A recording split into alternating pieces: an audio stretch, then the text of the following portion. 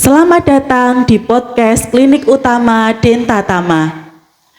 Perkenalkan, saya Bidan Heni Mariani, host Anda hari ini. Di sini kita akan membahas berbagai topik menarik dan bermanfaat seputar kesehatan.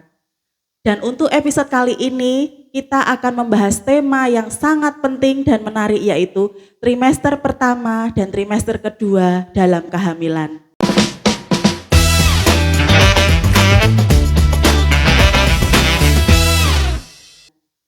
Trimester pertama dan kedua adalah masa awal kehamilan. Bagi para ibu hamil, trimester pertama dan kedua adalah momen awal yang penuh kebahagiaan, tetapi juga banyak tantangan. Apa yang harus diperhatikan?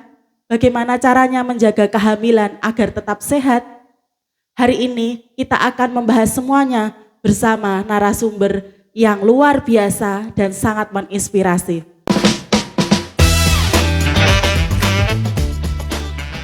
Bersama saya sudah hadir Dr. Beata Nino, seorang dokter umum dari Klinik Utama Dentatama yang berpengalaman dalam memberikan edukasi dan layanan kesehatan untuk ibu hamil. Selamat datang dokter. Ya Mbak. Dokter mungkin bisa menyapa pendengar kita, memperkenalkan diri. Sedikit perkenalan Bu Dokter, biar para pendengar kita bisa kenal dengan Bu Dokter. Baik, selamat pagi ya nanti ya. Pagi semuanya, baik yang mendengarkan maupun yang menonton. Saya Dr. Beata Nino. Biasa dipanggil Dr. Bea atau Dr. Beata. Saya bekerja di IGD Klinik Utama Dentatama ini. Nanti kalau misalnya yang punya keluhan, emergensi atau lain-lainnya yang dirasa membahayakan bisa mampir ya ke IGD, nanti ditangani. Terima kasih dokter perkenalannya. Baik, mari kita mulai diskusi kita. Trimester pertama sering disebut sebagai fase paling krusial dalam kehamilan. Karena di trimester pertama ini termasuk fase yang penting sekali bagi ibu hamil karena bisa menentukan kesehatan janin. Jadi untuk para ibu hamil wajib untuk menonton podcast hari ini karena ini sangat penting sekali untuk mengedukasi para ibu hamil semua. Dokter bisa jelaskan kenapa trimester pertama ini begitu penting dan apa saja yang terjadi pada tubuh ibu selama trimester pertama ini? Silakan dokter. Baik, di sini seperti yang kita tahu trimester pertama itu kan merupakan awal pembentukan dari janin ya. Jadi mulai terbentuk organ-organnya seperti otaknya, jantungnya, hatinya dan lain-lain. Nah, dia itu paling penting karena memang awal mulanya itu bila organnya bagus, otaknya bagus, saraf-sarafnya bagus, berarti kan nanti kedepannya akan lebih baik lagi ya. Jadi ini karena pembentukan nanti mulai masuk trimester kedua itu mulai hanya pembesaran atau misalnya perkembangannya gitu. Maka dari itu memang penting sekali untuk ibu hamil menjaga kehamilannya pada trimester pertama ini. Kalau yang terjadi pada tubuh ibu saat kehamilan awal-awal ini yang pertama terjadi itu pasti perubahan hormon ya. Perubahan hormon itu untuk mempersiapkan adik bayinya, kondisi yang baik di dalam rahim ibu ya, supaya adiknya itu bisa bertumbuh dan berkembang dengan baik.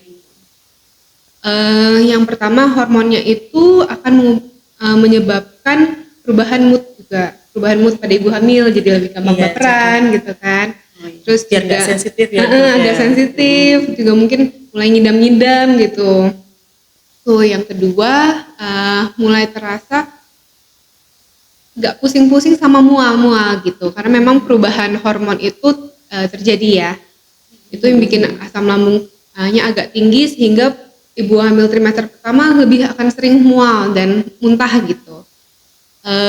Kalau misalnya hanya terasa mual-mual sedikit itu sebenarnya masih aman karena memang itu perubahan normal ya. Tapi kalau misalnya sampai berlebihan atau sampai lemas gitu itu ada baiknya sih periksa ke dokter.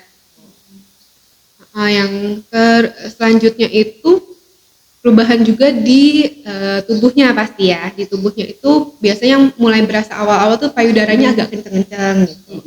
Mulai mempersiapkan ini kan kelenjar-kelenjarnya ASI itu ya dokter ya. Terus juga karena mulai ada janin di rahimnya, biasanya itu mulai akan sering pipis-pipis gitu. Jadi agak iya, lebih karena sering. ada tekanan gitu ya Bu juga. Dokter ya. Memang belum terlalu kelihatan kalau trimester pertama itu perutnya belum terlalu kelihatan, tapi biasanya perubahan-perubahan itu sudah Oh menunjukkan iya, ya. pasti ada perubahan ya Pasti Dok ada ya. perubahan.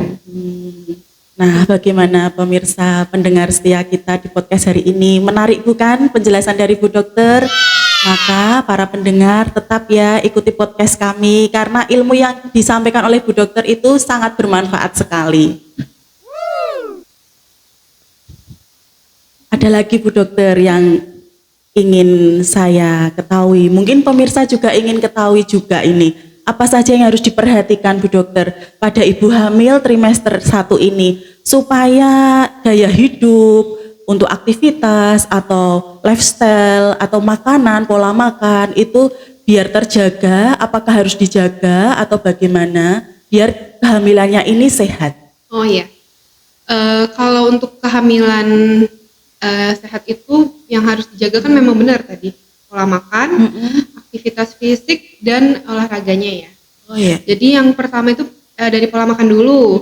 Makannya itu biasanya karena mulai agak mual-mual, jadi sedikit-sedikit aja tapi harus sering, harus banyak gitu.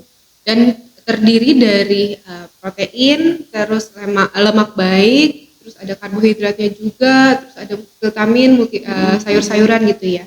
Dan itu semuanya harus bervariasi supaya nutrien-nutrien atau gizi-gizi kecil yang dibutuhkan oleh janin Si itu janin, tercukupi semua gitu. Jadi jangan makan misalnya ayam terus gitu, harus dikombinasi jadi ayam, ikan, terus habis itu kadang sapi atau telur gitu, dan semuanya harus mateng. Oh iya. Biar supaya nggak bosan juga Iya, ya Dok ya benar. untuk ibu hamil itu biar semangat makan. Iya. Kalau untuk sayur-sayuran itu semuanya juga boleh, bagus semua itu, tapi harus dicuci dengan bersih, cuci bersih, masak dengan matang supaya tidak ada bakteri-bakteri atau kuman-kuman atau kadang malah cacing atau parasit-parasit kecil yang di sayur itu nggak ikut kemakan gitu. Itu kan menjaga kehamilan tetap bagus ya, sehat.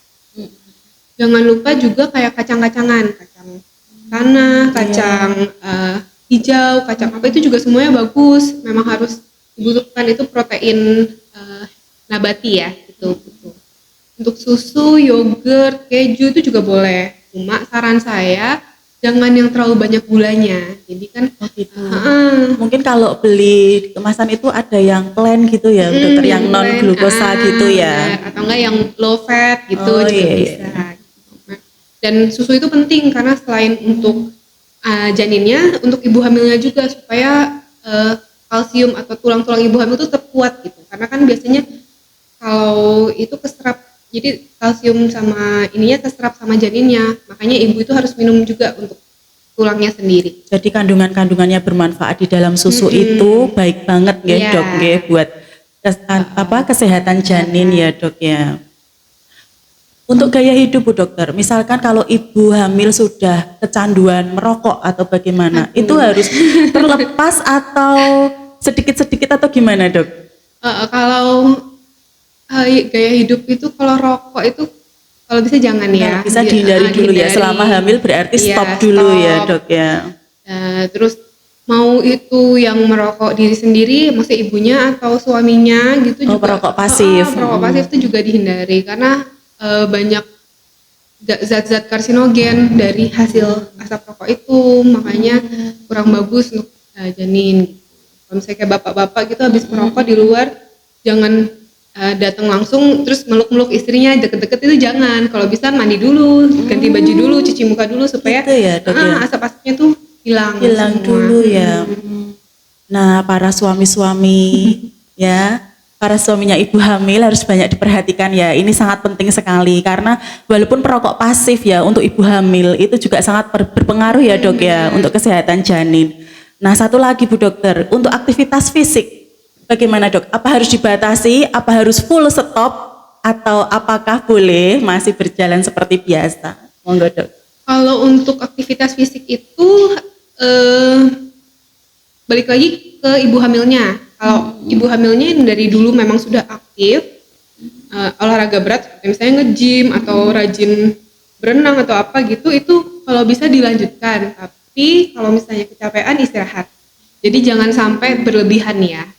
Kalau misalnya memang ibunya itu sedentary lifestyle atau misalnya yang nggak pernah aktivitas fisik, nggak pernah olahraga, yang aktivitasnya cuma misalnya bersih-bersih rumah, masak, itu kan aktivitas yang ringan.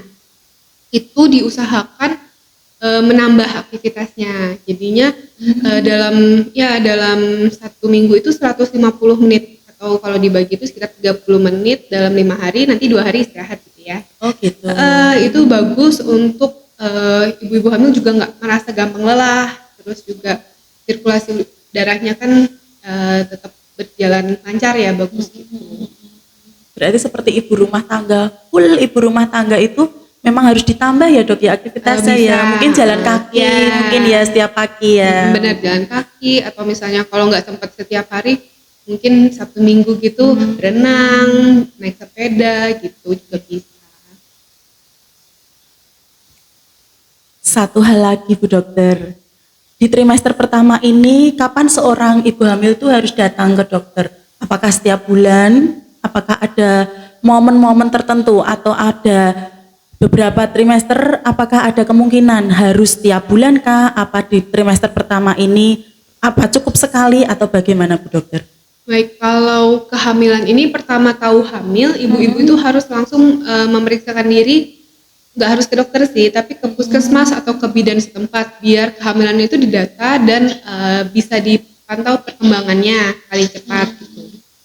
Selanjutnya nanti perlu ke dokter itu di trimester pertama minimal sekali, yaitu di akhir trimester pertama minggu-minggu ke-11, minggu ke-12 atau ke-13 itu boleh pilih salah satu ya. Itu biasanya untuk di USG, melihat apakah di rahim itu memang benar-benar ada janinnya atau kehamilan kosong, atau misalnya ada tanda-tanda lainnya, itu biasanya akan terdeteksi di USG pertama, di trimester pertama itu.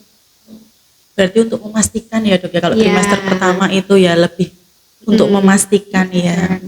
Setiap bulannya biasanya memang perlu ke ini ya, ke puskesmas atau ke Oh bidan. gitu, kalau rutin ya, Iya, kalau itu ya. Tapi kalau betul. untuk USG cukup minimal satu kali. Ya, itu Gitu sampai ke trimester 2 juga sekali aja. Kalau misalnya idealnya sih sebenarnya satu kali trimester pertama, satu kali trimester kedua. Tapi kalau keterbatasan waktu gitu, satu kali aja nggak apa-apa. Oh. Lah tapi kalau seandainya ibu hamilnya itu baru pertama kali ya dok ya, ini kan banyak sekali ya yang terjadi itu. Tiap bulan periksa itu juga nggak apa-apa ya dok ya? Ya nggak apa-apa sih. Oh, iya. memang kadang belum dari dokter juga belum terlalu bisa melihat apa-apa Oh gitu. iya. Sebenarnya nggak apa-apa, cuma kan nggak akan terlalu banyak berubah gitu hasilnya. Ya tapi untuk ibu hamil biasanya merupakan kepuasan tersendiri Iya, gitu loh iya. Bu Dokter ya. Apalagi kalau di klinik utama Denta Tama itu dokternya itu Iya, ramah-ramah, cantik-cantik, terus punya pengalaman yang bagus gitu kan. Pengennya sebulan sekali dok Apa-apa, kalau ke bagus. sini ya. bagus.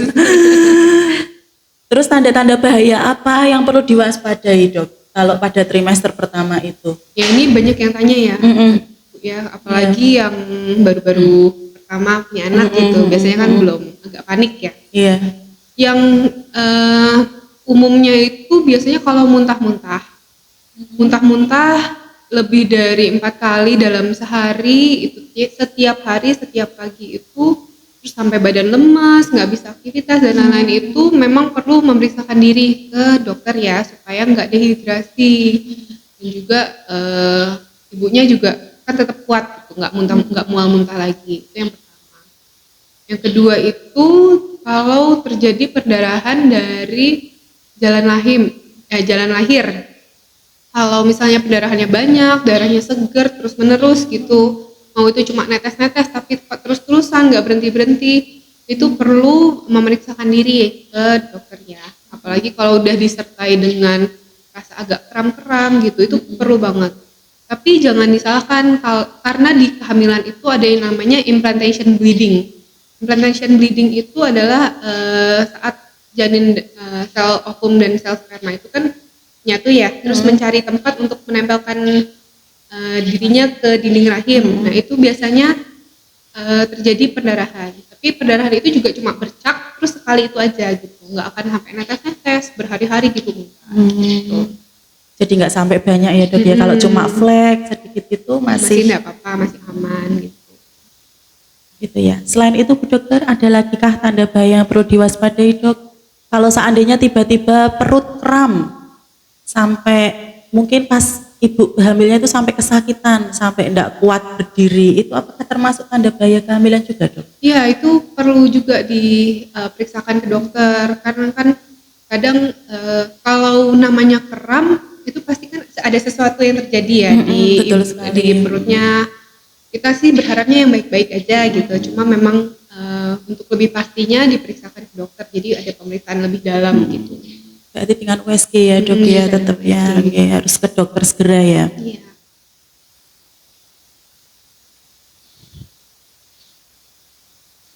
Nah Bu Dokter, ini yang tema kita yang kedua juga, tentang trimester kedua dalam kehamilan. Di trimester kedua dalam kehamilan ini, banyak ibu hamil itu sudah mulai merasa nyaman, lebih nyaman. Karena gejala-gejala pada trimester pertama itu sudah berkurang. Bahkan ada yang hilang juga. Nah, apa saja perubahan yang terjadi Bu Dokter pada trimester kedua ini? Kalau untuk perubahan mual muntahnya memang dia biasanya agak lebih berkurang ya, karena memang produksi hormonnya sudah nggak se ekstrim trimester pertama dan tubuh juga mulai menyesuaikan gitu. Terus biasanya mulai ada baby bumpnya atau mulai kelihatan ya Mulai perutnya. ada ya, perutnya mulai buncit ya Mulai dok buncit, ya. kelihatan. Tapi belum yang besar banget, baru mulai sedikit-sedikit gitu. Kalau misalnya pakai baju agak gombrong ya belum kelihatan. Belum kelihatan ya dok ya. Jadi jangan ekspektasinya hamil udah bulan keempat langsung besar gitu ya belum. Gitu. Oh iya ya. Itu sih sama nanti gejala-gejalanya mulai berkurang ya, sama laparnya biasanya agak lebih Semakin lapar. ya? Iya, semakin Nafsu makannya lapar. meningkat ya dok Iya, ya. benar. Gitu aja sih. Terus ada lagi Bu Dokter, itu kan kalau ibu hamil itu pada trimester pertama maupun trimester kedua kan perlu asupan nutrisi ya, perlu asupan nutrisi yang benar-benar harus terpenuhi dan terjaga. Nah, apa saja ini Bu Dokter yang mendukung pertumbuhan janin agar ibu hamil itu tetap sehat? Nutrisi apa saja Bu Dokter? Apakah harus setiap hari minum vitamin?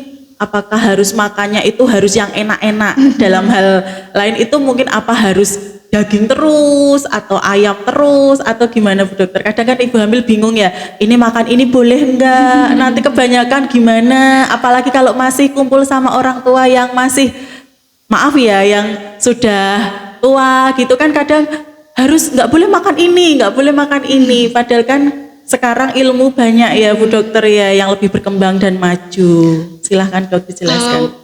Nutrisi dan makanannya itu hampir sama ya sama trimester pertama. Apa aja boleh dimakan asalkan itu tadi mateng dan bersih.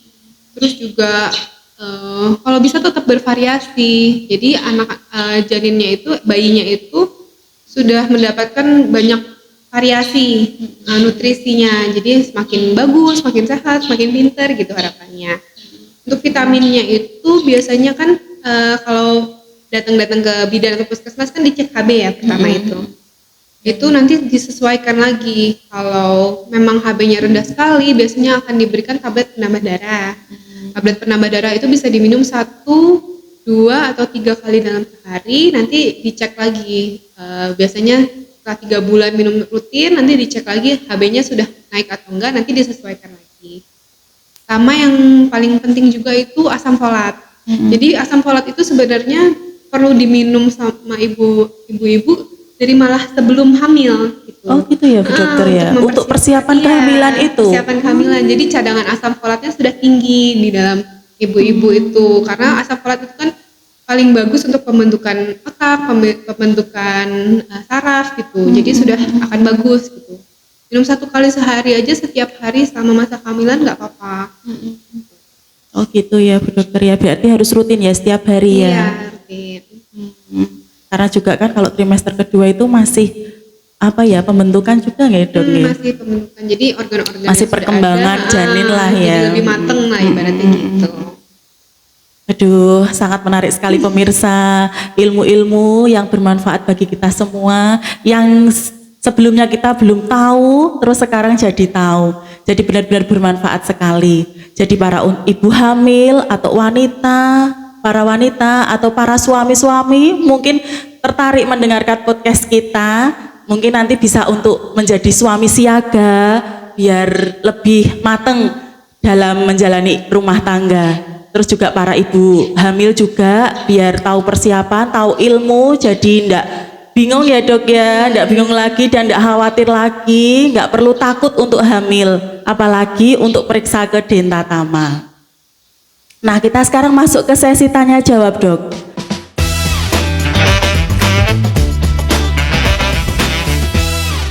Nah, kita sekarang masuk ke sesi tanya jawab. Sebelumnya, kami telah menerima beberapa pertanyaan dari pendengar podcast ini.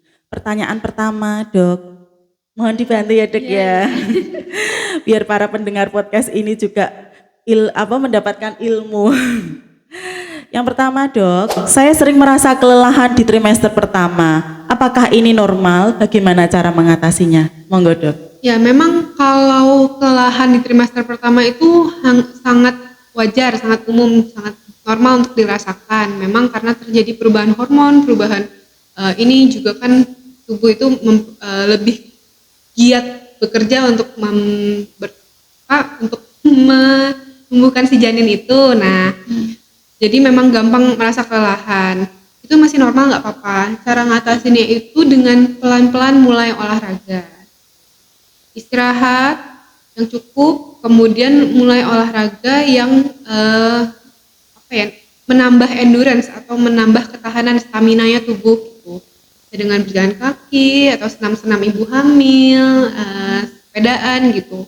Itu kalau pelan-pelan dilakukan, nanti akan semakin lama tubuh itu semakin tahan, semakin kuat, semakin banyak stamina-nya sehingga tidak gampang merasa kelelahan gitu. Gitu ya dok ya. Wah, sangat bermanfaat sekali Bu Dokter ilmunya. Ada lagi dok, ini pertanyaan. Konsumsi asam folat dan tablet tambah darah itu aman tidak dok kalau setiap hari diminum oleh ibu hamil?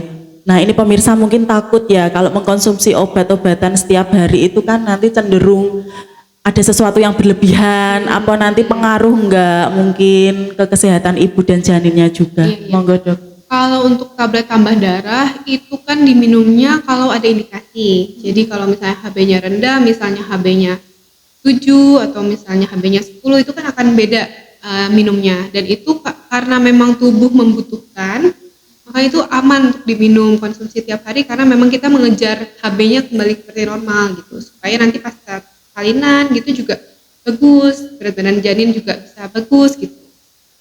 Kalau untuk asam folat, nah ini kadang-kadang ibu-ibu nih suka agak over ya. Iya, karena takut ya dok Karena ya. takut gitu. Lalu kalau disuruh dokternya minumnya sehari sekali, takut kalau janinnya ada apa-apa sehari minum 2 kali. Iya, makanya gitu. Terus belum lagi kadang ditambah dengan susu asam folat atau apa, suplemen double-double. Nah kalau untuk asam folat ini kan memang diperlukan untuk janinnya ya. Memang perlu, tapi semua yang berlebihan itu kan juga ada efek sampingnya, tidak baik gitu. Dosis yang direkomendasikan itu adalah 400 mikrogram dalam sehari, sampai maksimal 800 mikrogram sehari. Nah itu biasanya kalau untuk tablet asam folat dari Bu Bidan atau misalnya dari dokter itu sudah 400 mikrogram, jadi sudah cukup sebenarnya 1 hari sekali. Kalau misalnya mau ditambah, ya mungkin boleh sekali-sekali, cuma jangan over, jangan berlebihan gitu. Juga kan asam folat itu sebenarnya didapatkan dari makanan-makanan yang kita konsumsi ya. Jadi bisa dari sayur-sayuran, kacang-kacangan, atau misalnya protein-protein lainnya itu juga ada asam folatnya, jadi nggak usah terlalu panik gitu. Nah para ibu hamil jangan terlalu panik untuk mengkonsumsi asam folat. Jadi cukup sehari sekali aja minum sudah cukup ya Bu Dokter ya. Nah ada lagi nih dok pertanyaannya. Ini mungkin bapak-bapak ini yang tanya. Kalau ngidam yang aneh-aneh apa harus dituruti dok? Monggo dok. Iya, kalau ngidam untuk tahu saya ya, kalau ngidamnya makanan itu memang kadang ibu hamil ini punya selera-selera unik ya dalam makanan nih ya. Kadang misalnya maunya rujak yang pedes banget, atau misalnya rujak dicampur sama nasi gitu, makan nasi sama rujak kan apa aneh gitu. Tapi memang selama masih bisa diturutin aja. Itu kan untuk bentuk support dari suami juga, bentuk support dari keluarga terhadap ibu yang sedang hamil ini, karena kan memang ibu hamil biasanya agak lebih sensitif ya, butuh perhatian, butuh support gitu. Kalau ngidam yang aneh-aneh misalnya suruh suaminya pergi beli telur pakai daster, atau misalnya suruh manjat pohon 3 meter gitu, saya nggak tahu deh kalau itu gimana dasarnya. Cuma memang itu kalau yang saya baca-baca sih itu kadang istri ngerasa kurang diperhatiin sama suaminya, makanya pengen diperhatiin dengan cara dia mau nggak nurutin aku gitu. Tapi ya itu tandanya suami-suami harus lebih perhatian lagi gitu, harus lebih dimanjain lagi istrinya kalau lagi hamil gitu. Berarti intinya kalau ngidam itu cuma keinginan aja ya dok ya. Oh, cari perhatian istrinya. Oh, mau ngetes suaminya sayang apa enggak. Iya, tapi ya kalau bisa diturutin ya diturutin, kalau terlalu membahayakan ya tolong ibu-ibu juga dipikir juga ya. Nah ini para bapak-bapak, para suami-suami yang merasa bertanya soal ngidam. Nah kalau masih bisa dituruti saja Pak, biar suaminya bahagia. Kalau biar istrinya bahagia ya dok ya. Kalau istrinya bahagia nanti kan kehamilan juga akan sehat ya, akan bahagia nanti enjoy ya menjalani kehamilannya ya. Istri bahagia kan suami juga bahagia. Yang penting nggak aneh-aneh banget ya dok. Nah ini ada pertanyaan lagi dok. Ini mungkin yang terakhir ya. Ini semangat sekali ini para pendengar podcast kita hari ini. Pertanyaannya dok, Kak, untuk kehamilan di 28 minggu dengan berat 800 gram, apakah terlalu kecil? Bagaimana untuk mengejar berat badan janin? Silahkan dokter. Setahu saya ya, kalau memang 28 minggu itu biasanya sudah lebih dari 1 kilogram ya. Jadi lebih dari 1000 gram. Jadi memang di 28 minggu dengan berat 800 itu memang agak kecil ya bayinya ya. Bagaimana untuk mengejar berat badannya? Yang pertama dilihat dulu dari ibu hamilnya. Apakah ibunya itu anemia, terus habis itu apakah memang perawakannya kecil, atau misalnya memang saat makan itu kurang banyak makannya dan lain-lain. Itu diperbaiki dulu pola hidupnya, vitaminnya juga, konsumsi yang rutin yang baik itu dulu pertama. Terus untuk mengejar berat badannya itu biasanya dengan makan makanan yang banyak karbohidratnya, proteinnya gitu. Jadi agak lebih banyak lagi makannya. Karena memang sumber satu-satunya cara menaikkan berat badan ya makan ya. Itu makan lagi yang lebih banyak. Terus habis itu kalau misalnya kadang mual-mual itu ya sedikit-sedikit tapi harus lebih sering, jadi supaya bisa naikin berat badannya. Nggak ada yang instan dalam namanya menaikkan berat badan itu, nggak ada yang instan gitu. Jadi memang harus pelan-pelan dinaik. Itu ya Bu Dokter ya. Iya. Terima kasih dok jawaban-jawabannya. Bagaimana pemirsa podcast hari ini? Apakah ada yang mau dipertanyakan lagi atau mau ingin bertanya? Silahkan tulis di kolom komentar untuk pertanyaan-pertanyaan dari Anda semua. Nanti kita akan bahas pertanyaan-pertanyaan dari pemirsa di podcast selanjutnya. Wah, tidak terasa kita sudah sampai di penghujung episode podcast hari ini. Terima kasih banyak kepada Dr. Beata Nino atas penjelasan yang sangat bermanfaat dan ilmu-ilmu yang sudah disampaikan yang benar-benar bermanfaat sekali untuk para ibu hamil, para wanita, para suami juga yang baru memulai untuk berumah tangga atau mau memutuskan untuk hamil. Jadi jangan takut untuk melanjutkan kehamilannya ya, dan jangan lupa untuk segera periksakan kehamilan Anda di Klinik Utama Dentatama. Sebelum kita akhiri, mungkin dokter ingin memberikan pesan atau tips penting untuk para ibu hamil yang sedang memasuki trimester pertama atau ibu hamil yang sedang memasuki trimester kedua. Silahkan dok. Untuk tipsnya itu yang paling penting itu jangan stres ya. Ibu-ibu hamil itu udah belajar banyak, oh ternyata aku harus gini, harus kayak gitu, harus kayak gini, harus kayak gitu, malah tambah beban pikiran. Udah nggak usah lah, yang dibawa santai aja. Jadi nggak usah banyak pikiran. cukup istirahat, makannya juga dijaga, itu mudah-mudahan perjalanannya lancar ya. Karena memang kalau misalnya udah makan, olahraga, minum vitamin tapi diri sendiri itu stres, itu semuanya ya kurang efektif, kurang bermanfaat gitu. Wah, terima kasih dok. Pembahasan hari ini benar-benar luar biasa. Terima kasih banyak Dokter Beata Nino atas penjelasan yang sangat informatif dan bermanfaat. Saya yakin para pendengar juga akan mendapatkan banyak wawasan baru tentang bagaimana menjalani trimester pertama dan trimester kedua kehamilan dengan lebih sehat dan percaya diri. Sebelum mengakhiri podcast hari ini, saya akan menyimpulkan untuk podcast hari ini. Yang pertama, trimester pertama dan trimester kedua adalah momen yang sangat penting untuk pembentukan organ janin. Yang kedua, kunjungan dalam antenatal care dalam kehamilan di trimester pertama dan trimester kedua itu sangat penting untuk mengetahui perkembangan janin. Yang ketiga, bila terjadi tanda bahaya kehamilan yang sangat beresiko tinggi, maka segera datang untuk periksa ke dokter, terkhusus untuk pemeriksaan USG. Sekian kesimpulan dari podcast hari ini. Sebelum kita akhiri, saya ingin mengingatkan kepada pemirsa setiap podcast hari ini bahwa di Klinik Utama Dentatama kami memiliki berbagai layanan kesehatan untuk mendukung perjalanan kehamilan Anda, terutama di masa-masa krusial dalam kehamilan. Silahkan untuk datang periksa ke Klinik Utama Dentatama. Banyak dokter-dokter yang berpengalaman yang praktek di Klinik Utama Dentatama. Di Klinik Utama Dentatama kami menyediakan pelayanan berbagai dokter spesialis. Yang pertama, dokter spesialis kandungan, ada Dokter Mulyo Kuncoro SPOG, praktek hari Senin sampai Sabtu pagi jam 7 sampai jam 9, sore jam 5 sampai jam 8 malam. Ada Dokter Dian Ika SPOG, praktek hari Senin sampai Jumat, sore jam 3 sampai jam 5 sore. Ada dokter spesialis penyakit dalam, Dokter Wiosa Waluyan spesialis penyakit dalam, praktek hari Selasa, Rabu, Jumat, jam 5 sampai jam 8 malam. Ada Dokter Ayu Setianingrum spesialis penyakit dalam, praktek hari Selasa, Kamis, Sabtu, jam 8 sampai jam 10 pagi. Jadi untuk para pemirsa setiap podcast hari ini, jangan khawatir untuk periksa selalu di Klinik Utama Dentatama, karena kita memberikan pelayanan yang terjangkau, yang dijamin untuk kualitasnya. Jadi jangan ragu untuk datang di Klinik Utama Dentatama, karena Dentatama tulus melayani.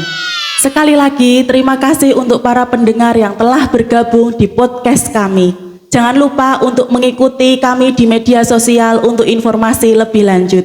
Dan nantikan episode menarik lainnya. Sampai jumpa di podcast selanjutnya.